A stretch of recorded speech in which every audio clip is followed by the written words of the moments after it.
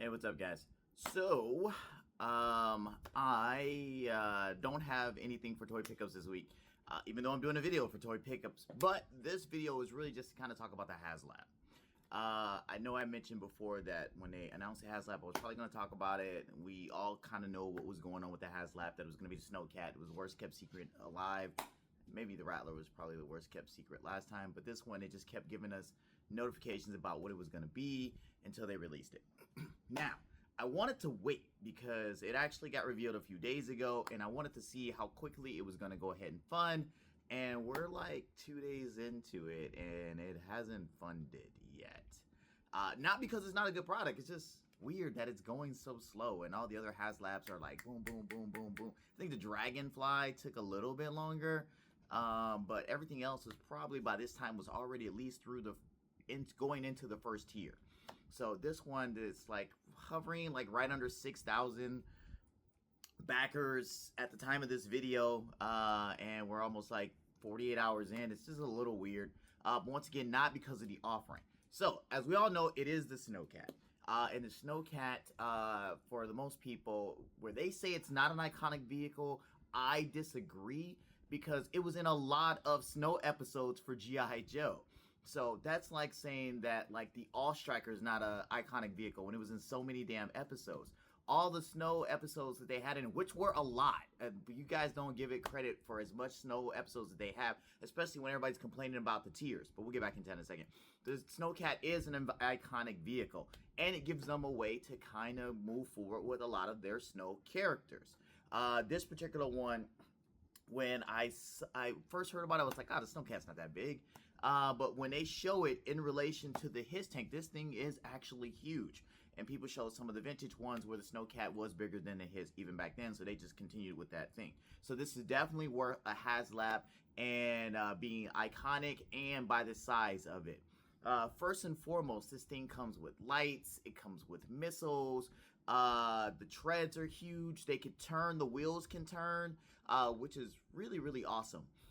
Because they haven't really, did they do that on the ATV, on the Ferret? Maybe they did. Don't fact check me on that one.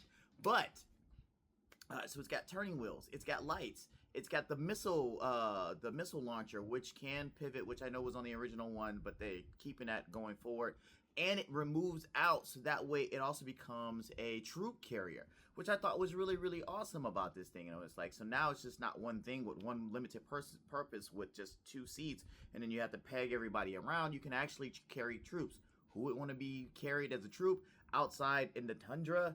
I don't know. But the availability for it is what makes it cool. The simple fact that it's, like I said, it's not limited to one particular thing. It has a multi-function. Now, with the multi-function, let's get into a little bit more of the features. One, it has a little pull-out kitchenette, which is really going to transition into the tiers. The little pull-out kitchenette, which I will agree is not really necessary. I mean, it's cool if you're a photographer, if you want to have it feel lived in and you make like a whole scene. People keep saying camping trip, and I kind of see why, but it's an added feature to something that I'm going to pay $325 regardless. No matter what was on this thing, they were going to charge us $325 for this Haslab. They're not going down just because they were like, oh, remove some features, make it cheaper. That's not their motto. Their motto is to sell it at this price point and then give you something worth that price point. So we get a kitchenette now. Am I upset about it? No. Could it have been done away with? Yes. Could I got something else in its place? Yes, I could have. People keep saying that it could have been storage. I don't want storage. I just wanted another feature that wasn't a kitchenette. But either way, let's move on to what comes with this thing outside of the actual vehicle. You get the driver Frostbite, who came with the original vintage one, which is cool because that's just what they've been doing with all these Haslabs. Every vehicle is going to come with the original driver, so he was expected to be there. No big whoop. We got that. Moving on to tier 1. Everybody wanted everything. Everybody either wanted named characters to come with this thing, and then other people didn't want named characters to come with this thing because they don't want you to hide behind a paywall, but then they also want to care about what you actually, it's like, don't hide behind a paywall, and then also I want to care about the characters that come with it. So now you're either having to pay $325 for characters that you care about, or get characters that you don't care about, and then say I'm paying $325 for characters I don't care about. I don't care about any of the tiers. Nobody ever wins in these Haslabs. I'm really tired of having this particular argument. But tier 1 comes with Arctic version Lady J, which I want as an actual release. I'm not buying this SnowCat. Not because I don't think this is a good value, not because I think it's too expensive. I'm just not buying any large Joe vehicles. I don't technically have any Joe vehicles in my collection right now. I only have Cobra vehicles because I'm more of a Cobra fanboy. But with that being said, didn't buy the Dragonfly. I wasn't gonna buy this, so it's and I didn't buy the 3 3/4 vintage Sky Striker. I wasn't gonna buy this. This is not out. But I do want the Arctic Lady J. I remember from the cartoons. I think it was really cool, and the prototype so far has come out really, really good. And I think that's a great tier 1. It's not patches that we got with the Rattler that I did pay for, that I'm still waiting on my freaking patches. I thought I'd have it by the time I did the next toy pickups, but Haslab is being slow at my delivery. But anyway, I think this is a great tier. I think it's something that people don't need to have, except me. I needed to have it without buying the Haslab. And you already have a Lady J. You basically have not the best Lady J, but you have a Lady J. So I think that's better, and it wasn't patches. Though they kind of moved the patches to tier 2, which is the Bivouac. And the Bivouac is a great playset. Because this thing is a lot huger than what it looks like in the renders. This thing is super huge when they put it to scale next to the SnowCat and putting the figures in front of it. The thing's way bigger than what I thought. It's coming in an Arctic version, so for everybody who's complaining that they're not going to be able to buy the Bivouac, we will be able to get it, because I'm sure they're going to do a forest or a jungle color or a sand one that's going to come out multiple different times. I'm just kind of curious about what figure they're going to offer with it when it does come out.